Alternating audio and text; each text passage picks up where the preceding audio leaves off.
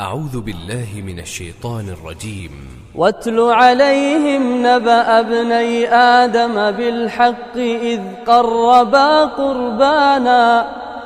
فتقبل من أحدهما ولم يتقبل من الآخر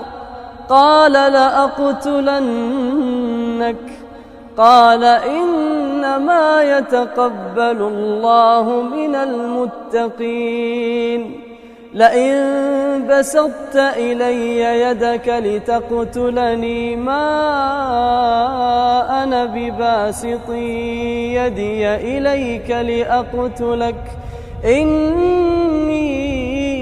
أخاف الله رب العالمين إني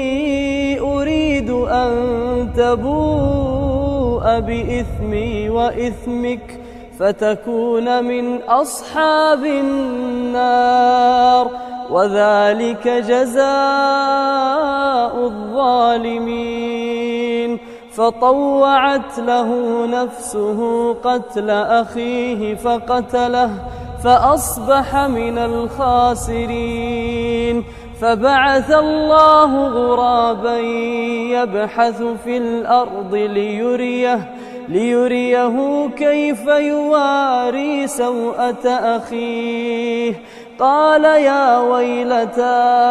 أعجزت أن أكون مثل هذا الغراب فأواري سوءة أخي